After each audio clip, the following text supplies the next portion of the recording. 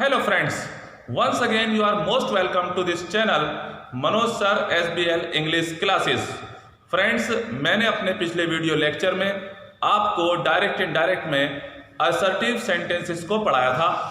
आज मैं फ्रेंड्स आपको डायरेक्ट इनडायरेक्ट में इंटरोगेटिव सेंटेंसेस फर्स्ट टाइप के बारे में बताऊंगा।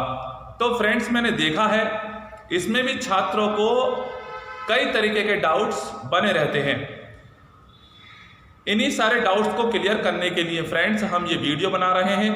आशा है ये वीडियो आपको बेहद पसंद आएगा और फ्रेंड्स आज से आपका कोई डाउट भी नहीं बचेगा। तो चलिए फ्रेंड्स वीडियो को स्टार्ट करते हैं और समझते हैं। तो जैसे कि मैंने बोर्ड पे लिख रखा है फ्रेंड्स आज के टॉपिक के बारे में कि डायरेक्ट इनडायरेक्ट स्पीच, और इसमें हम इंट्रोगेटिव सेंटेंसेस फर्स्ट टाइप को पढ़ाएंगे। तो फ्रेंड्स, अगर आप चाहते हैं कि आपका एक भी डाउट नहीं बचे तो फ्रेंड्स इसके रूल को बहुत ध्यान से देखिएगा। अगर रूल्स आपके समझ में आ जाते हैं तो मानिएगा आप चुटकी बजा करके ये कर लेंगे। तो चलिए फ्रेंड्स, मैं पहला रूल लेता हूं। पहले रूल में हम देखते हैं रिपोर्टिंग वर्ब सेड या सेड टू को आस्क्ड या एनक्वायर्ड ऑफ में बदल देते हैं। यानी कि जैसे हम असर्टिव में सेड को सेड रखते थे और सेड टू को टोल्ड करते थे, परंतु इंट्रोगेटिव में हम या तो हम सेड या सेड टू को आस्क्ड करेंगे या फिर हम एनक्वायर्ड ऑफ करेंगे। दूसरा रूल लेते हैं कंजक्शन यानी संयोजक जोड़ने वाला शब्द इफ या वेदर लगाते हैं। तो इंट्रोगेटिव में फर्स्ट टाइप के अंदर हम केवल दो में से कोई भी एक कंजक्शन का इस्तेमाल कर सकते हैं, या तो हम इफ लगाएं या हम वेदर लगाएं। रूल नंबर 3, इंटरोगेटिव सेंटेंस को असर्टिव सेंटेंस में बदल देते हैं। यानी कि जो इंट्रोगेटिव फॉर्म होती है उसे हम असर्टिव फॉर्म में ले आते हैं। ये मैं अभी आपको एग्जाम्पल में करके दिखाऊंगा। रूल नंबर 4, क्वेश्चन मार्क इस तरीके का लगा हुआ आएगा लास्ट में के स्थान पर फुल स्टॉप, ये वाला फुल स्टॉप लगा देते हैं। फिर रूल नंबर 5 में देखें शेष नियम पहले जैसे ही हैं, यानी कि जो नियम असर्टिव में थे वही नियम इसमें लगेंगे। कौन कौन से थे? अर्थात प्रोनाउन, वर्ब तथा अन्य शब्दों में परिवर्तन असर्टिव सेंटेंसेस की तरह ही होगा। यानी कि वर्ब भी ऐसी बदलेगी, प्रोनाउन भी ऐसी बदलेंगे और जो अन्य शब्द हम बदलते थे उन्हें भी हम ऐसे ही बदलेंगे। तो ये जो 5 रूल्स हैं इन्हें आप ध्यान से देख लीजिएगा और याद कर लीजिएगा। अब मैं आगे बढ़ूंगा और एग्जाम्पल्स के माध्यम से आपके प्रत्येक डाउट को क्लियर करने की कोशिश करूंगा। चलिए फ्रेंड्स आगे बढ़ते हैं और लेते हैं हम पहला एग्जाम्पल। देखिए फ्रेंड्स, मैंने पहला एग्जाम्पल लिख लिया है। Ravi said to Sarla are you ill. तो यहां आप देखेंगे रिपोर्टेड स्पीच में कि सेंटेंस में दो बातें सामने आएंगी। एक तो सेंटेंस में हेल्पिंग वर्ब सब्जेक्ट के आगे रखी हुई होगी और दूसरी पहचान होती है अंत में क्वेश्चन मार्क लगा हुआ होगा। अगर हमें ऐसा दिखता है तो हम समझ जाते हैं कि हमारा सेंटेंस इंटरोगेटिव है, और अगर शुरू में हेल्पिंग वर्ब हो तो हमें यह भी क्लियर हो जाता है कि यह फर्स्ट टाइप इंट्रोगेटिव है। क्योंकि इंट्रोगेटिव सेकंड टाइप में भी तो क्वेश्चन मार्क लगता है, परंतु सेकंड टाइप में शुरू में हेल्पिंग वर्ब नहीं आती, उसमें क्वेश्चन वर्ड आते हैं WH फैमिली, जैसे वेयर, व्हाई, हाउ, विच, इस तरह से आते हैं। इसके अंदर सब्जेक्ट से पहले is, am, are, was, were, do, does, have, has, can में इस तरीके से वो शुरू में आता है और आप अंत में देख के समझ सकते हैं कुछ क्वेश्चन मार्क से कि ये इंट्रोगेटिव है। तो अब हम इनका कैसे इनडायरेक्ट बनाएं ये अब आपको मैं सिखाता हूं। तो सबसे पहले हमें पहचान हो गई कि ये इंट्रोगेटिव है, तो हम यहां रिपोर्टिंग वर्ब को देखेंगे। रिपोर्टिंग वर्ब क्या है? Said to. अब हम इन्हें दो चीजों में बदल सकते हैं। एक, हम इन्हें आस्क्ड में बदल सकते हैं, दूसरा एनक्वायर्ड ऑफ में बदल सकते हैं। बस दोनों में थोड़ा थोड़ा अंतर है, मैं अभी क्लियर करता हूं। तो पहले लेते हैं आस्क्ड का सेड टू, तो हम इसे कर देंगे आस्क्ड और फिर लिख देंगे इसका ऑब्जेक्ट सरला। तो ये हो गया रवि आस्क्ड सरला। ठीक, अब यहां पर आ जाता है कॉमा और इन्वर्टेड कॉमास। तो यहां हमें अपना कंजक्शन लगाना होता है। अब असर्टिव में तो हम दैट लगाते थे, परंतु इंट्रोगेटिव में हमारे पास दो हैं, एक तो है इफ और दूसरा है वेदर। आप दोनों में से कोई भी लगाइए, ये आपकी मर्जी है। तो हम यहां पर इफ का प्रयोग कर रहा हूं, यहां मैं इफ का प्रयोग करूंगा, आप जो चाहें से कर लें। अब इसके बाद जो आता है असली काम यहां शुरू होगा। तो ये सेंटेंस है आर यू, ये इंट्रोगेटिव फॉर्म में है। अब हम इसे असर्टिव फॉर्म में लाएंगे। क्या मतलब है असर्टिव फॉर्म का? असर्टिव फॉर्म का मतलब है पहले सब्जेक्ट फिर वर्ब, और इंट्रोगेटिव में पहले वर्ब फिर सब्जेक्ट। ठीक, तो हम क्या करेंगे कि जो शुरू वाला है उसे बाद में कर देंगे और जो बाद वाला है उसे शुरू में कर देंगे। तो पहले हम यू को बदलेंगे, तो यू को बदलेंगे, यू सेकंड पर्सन में, ऑब्जेक्ट से बदलेंगे सरला से, तो ये सी हो जाएगा, ये इस तरह से। अब ये तो हो गया सी। अब ये है आर, तो नियम अनुसार इज एम आर को वाज वर्ब में बदलते हैं। तो यहां पर आर प्लूरल है यू के हिसाब से, तो हमें यहां पे रखना पड़ेगा सी के हिसाब से पास्ट वाज। तो अब आप समझ गए, बस यही दो शब्द सारे काम के हैं, आप इन्हें समझ लीजिएगा। तो यहां पर आपने देखा पहले हमने सब्जेक्ट रखा और फिर इज एम आर का वाज वर्ब करते हैं, तो जैसा सब्जेक्ट था उसके हिसाब से हमने वर्ब रख दी। तो सिंगुलर था तो हमने वाज रख दिया। ठीक, आगे बढ़ जाइएगा। तो अब आप देखिएगा, और क्वेश्चन मार्क के स्थान पे हमने फुल स्टॉप लगा दिया। तो फ्रेंड्स आपने देख लिया कि कितने अच्छे से हमने ये बात समझ ली। बड़े आराम से आप कर लेंगे, बस ये दो शब्द आपको समझने हैं। अब मैं एक और एग्जाम्पल लेता हूं आपको समझाने के लिए। चलिए फ्रेंड्स अब इसे समझते हैं। तो जैसा कि मैंने लिख लिया है, Kamal said are you reading a book. तो देखिए मैंने क्या अंतर किया है, मैंने ये अंतर किया है कि यहां पर तो मैंने सेड टू का प्रयोग करा था, यहां पर हमने केवल सेड का प्रयोग किया है। तो हम जानते ही हैं सेड टू हो या सेड हो, हम दोनों में आस्क्ड या एनक्वायर्ड ऑफ का प्रयोग कर सकते हैं। तो मैं यहां आस्क्ड का प्रयोग कर रहा हूं, कमल आस्क्ड। ठीक है, अभी मैंने आपको बताया था कंजक्शन में इफ लगा लेता हूं, आप जो चाहें से लगा लेना इफ। अब ये दो शब्द आ गए आर यू, तो यू सेकंड पर्सन है, ऑब्जेक्ट से बदलेगा। अब यहां आपको सीखना, यहां ऑब्जेक्ट नहीं है, यानी कि टू के बाद वाली चीज नहीं है, तो क्या होगा? यहां पर नहीं है तो हम दो ऑब्जेक्ट मान सकते हैं। एक तो मान सकते हैं हम मी, और दूसरा ऑब्जेक्ट मान सकते हैं हम हिम।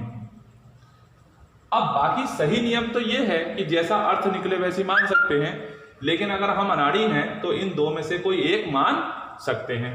तो कोमल सेड टू मी, या sorry Kamal said to me, या फिर कमल सेड टू हिम, यानी दोनों में से कोई भी एक रख सकते हैं। अब फ्रेंड्स मान लीजिएगा यहां पर मैंने मी मान लिया, मैं ब्रैकेट में लिखे लेता हूं, मी मान लिया। तो मी को अगर हम यू से बदलें तो क्या होगा? तो यू को मी से बदलेंगे तो यू के तीनों और मी के तीनों प्रोनाउन लिख लें। कैसे लिख लें? आई, मी और माई, और यू के यू, यू और योर। ये मैंने एक वीडियो बनाया था उसमें सिखाया था आपको। तो यू हमारा सब्जेक्ट में है, पहले वाला होगा, इधर से आई आएगा, तो ये हो गया आई। अब यहां पर क्या है? आर, तो आई के हिसाब से वाज, आई वाज। अब आगे बढ़ जाइएगा, कुछ नहीं करना, बस हो गया रीडिंग अ बुक। आशा करता हूं बहुत अच्छे से आपकी समझ में आ गया होगा। तो इस चैनल को आप प्लीज सब्सक्राइब कर लीजिए, भविष्य में भी मैं आपके काम आने वाला हूं। तो फ्रेंड्स मैं अगला एग्जाम्पल देता हूं। देखिए फ्रेंड्स, इस एग्जाम्पल को ध्यान से देखिएगा। Gopal said to Mohan, will you go to Agra tomorrow. तो यहां पर अब मैं आपको एनक्वायर्ड ऑफ का प्रयोग करके दिखाता हूं। यहां पर देखिएगा, ये लिखा मैंने गोपाल और फिर लिखा मैंने इसकी जगह पर एनक्वायर्ड।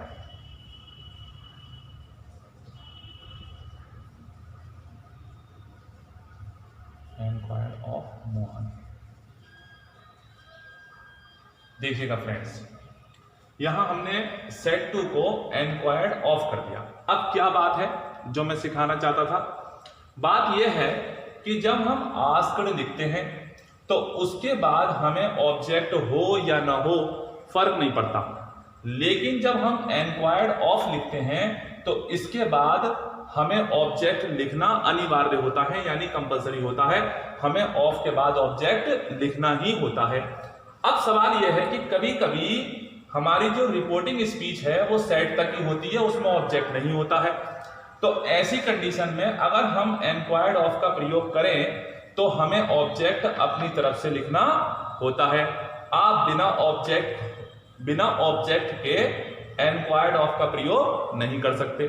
समझ रहे हैं आप मेरी बात को? तो इसलिए बच्चे ज्यादातर आस्क्ड का प्रयोग करते हैं, ऑब्जेक्ट हो या ना हो कोई फर्क नहीं पड़ता, लेकिन अगर एनक्वायर्ड ऑफ लिखेंगे तो हमें ऑब्जेक्ट लिखना अनिवार्य है। तो मैंने इसी तरह का एग्जाम्पल लिया है कि हमारे पास ऑब्जेक्ट मौजूद है। अभी मैं इसके बाद जो एग्जाम्पल लूंगा उसमें ऑब्जेक्ट नहीं रखूंगा, अभी आपको दिखाऊंगा कि क्या करना पड़ेगा। तो यहां पर हो गया गोपाल एनक्वायर्ड ऑफ मोहन इफ। अब ये दो शब्द हमें समझने हैं, विल यू, तो यू को मोहन से बदला तो ही हो गया, विल का वुड हो गया।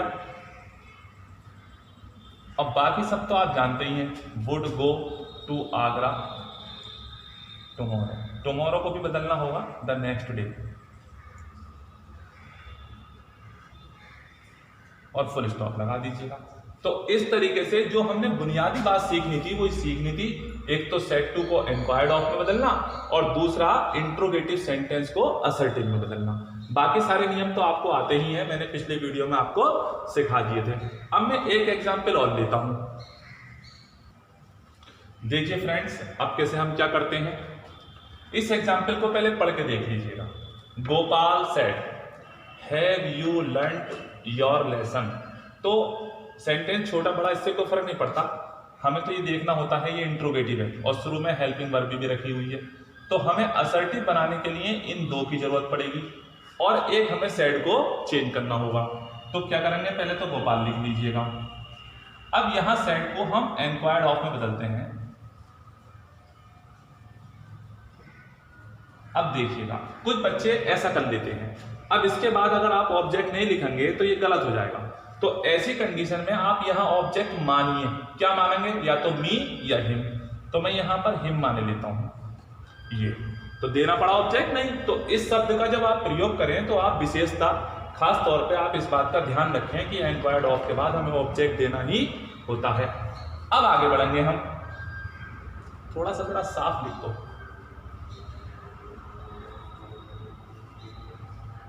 इसके बाद हमें कंजक्शन इफ लगाना है, ठीक, ये बात समझ में आ गई होगी। अब हम इन दोनों शब्दों को देखें, ये रखी है हमारी हेल्पिंग वर्ब और ये रखा हमारा सब्जेक्ट। तो सब्जेक्ट को पहले लेंगे और हेल्पिंग वर्ब को उसके बाद, यानी कि एक तो इधर को जाएगा और एक इधर को आएगा, ठीक है ना।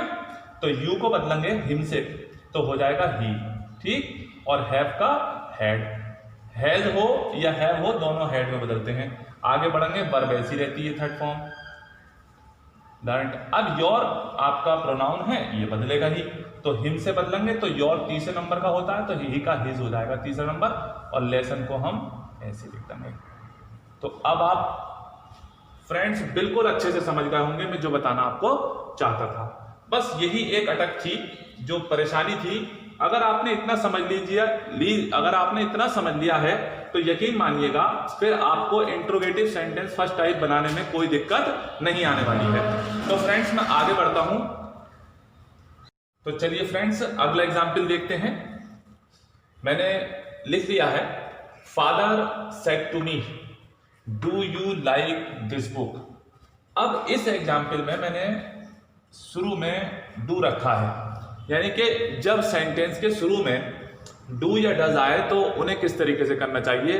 तो इसे आप बहुत ध्यान से देखिएगा, ये थोड़ी सारी परेशानी कर सकता है, हालांकि भारी नहीं है, लेकिन बस हल्की सी बात इसमें आपको ध्यान रखनी है। तो सबसे पहले हम अपना रिपोर्टिंग वर्ब बदलेंगे। अब आप बिल्कुल सीख गए होंगे कि आस्क्ड का प्रयोग करें या एन को ऐड ऑफ का प्रयोग करें। अब यहां पर आप कुछ भी प्रयोग कर सकते हैं, मैंने आपको दोनों सिखा दिए हैं, अब पूरी आजादी है, कोई सा भी यूज करें, क्योंकि आप दोनों के तरीके सीख गए। तो फादर सेड टू, मैं यहां आस्क्ड लिखूंगा, आस्क्ड मी, कंजक्शन इफ या वेदर कुछ भी लगाएं, यहां मैं इफ का प्रयोग करूंगा। अब यहां पर आपको ध्यान देना, सबसे ज्यादा ध्यान देने की बात बस शुरू में ही है। आप देखेंगे कि ये लिख रहा है डू यू, तो इसमें एक बात आप ध्यान रखेंगे अनाड़ियों वाली, अगर सेंटेंस के शुरू में डू या डज आए तो हमें सेंटेंस में ये देखना चाहिए कि नॉट है या नहीं है। यानी कि अगर सेंटेंस डू या डज से शुरू हो रहा है तो आप ये देख लें सेंटेंस के अंदर नॉट आया है या नहीं आया है। अगर सेंटेंस के अंदर नॉट है तो डू या डज को हम डिड नॉट में बदलते हैं, परंतु यदि सेंटेंस के अंदर नॉट नहीं है तब हम डू या डज को निकाल देते हैं और उसके बदले वर्ब की सेकंड फॉर्म कर देते हैं। अब आप यहां बोर्ड पे एग्जाम्पल से सीखिएगा। तो यहां पर क्या है, डू यू, तो यहां नॉट नहीं है, तो यहां हम डू को या डज को दोनों को निकाल देते हैं। तो यहां डू है तो डू निकल जाएगा। अब डू निकल गया तो यू को जैसे बदलते थे वैसे ही बदलिएगा मी से, तो आई हो गया डू यू, आई को थोड़ा सा हिलो, ये हुआ आई। डू चूंकि निकल ही चुका है, अब यहां है लाइक, तो इस लाइक की सेकंड फॉर्म कर दीजिएगा आप, लाइक दिस का दैट, वो कैसे रहेगा, ये इस तरीके से आपको ध्यान रखना होता।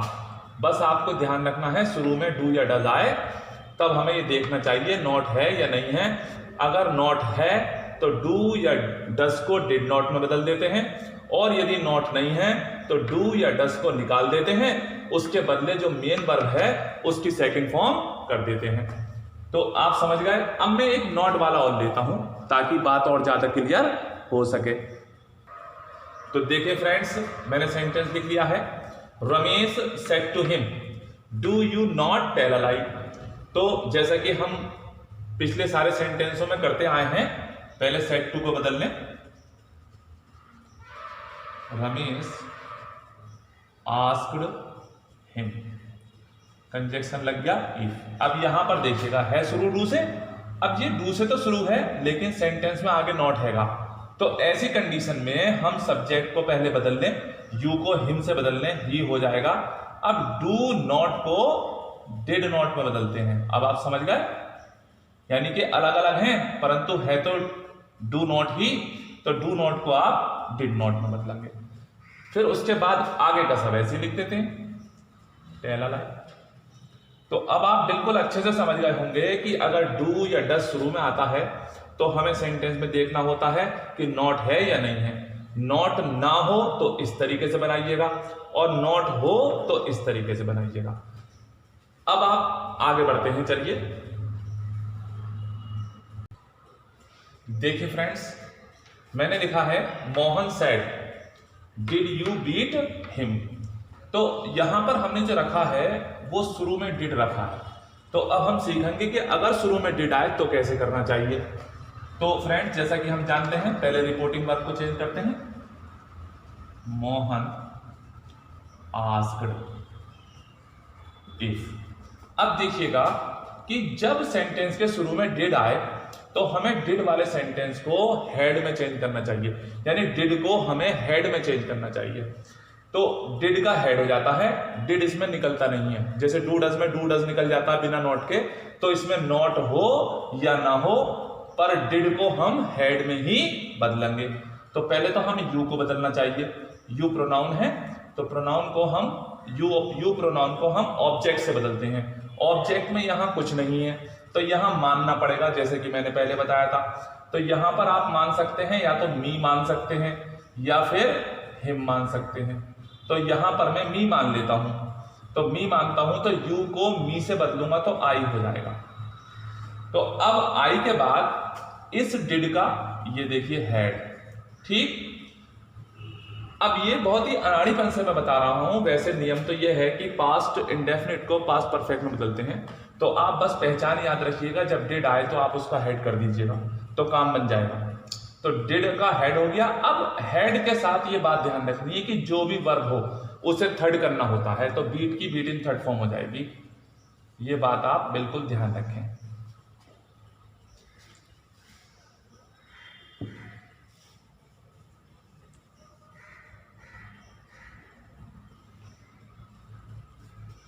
तो अब यहां हिम थर्ड पर्सन का प्रोनाउन है, ये चेंज नहीं होते हैं, इन्हें ऐसे लिखा जाता। तो सेंटेंस हमारा तैयार हो गया। Mohan asked if I had beaten him. तो आपने देखा डिड को हमने हेड में बदला, हेड के कारण यहां बीट की थर्ड फॉर्म बीटिंग करनी पड़ी। तो अगला एग्जाम्पल लेते हैं फ्रेंड्स, उम्मीद करता हूं ये समझ में आ गया होगा। तो चलिए फ्रेंड्स एक एग्जाम्पल और देखते हैं।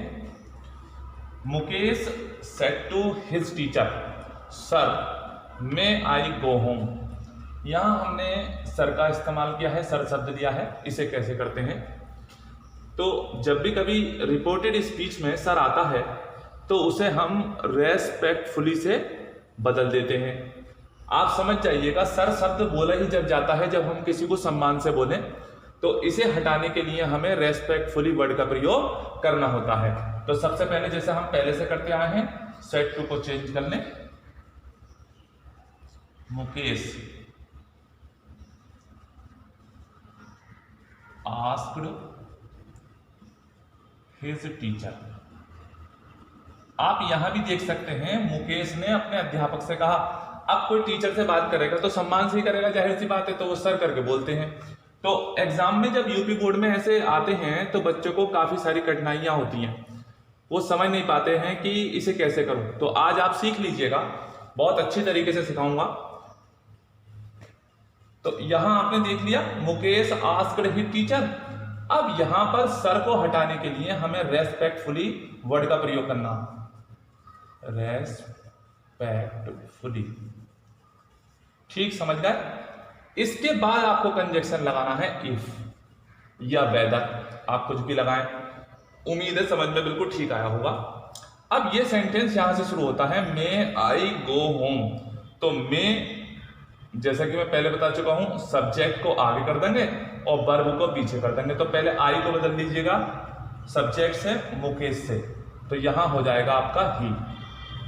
ठीक। अब मे को उठा के यहां रखिएगा तो मे का माइट हो जाएगा, इसका पास्ट रूप माइट होता, माइट होम। पूरा तैयार हो गया। Mukesh asked his teacher respectfully if he might go home. Might go home. अब आप समझ गए होंगे।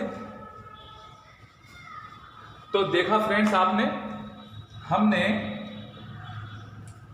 तरह तरह के एग्जाम्पल लिए और इन एग्जाम्पलों को इनडायरेक्ट बनाते हुए इनमें यह सीखा कि किस तरीके की हमें कठिनाइयों का सामना करना पड़ता है। तो उम्मीद करता हूं फ्रेंड्स आज से आपके बहुत सारे डाउट्स क्लियर हो गए होंगे।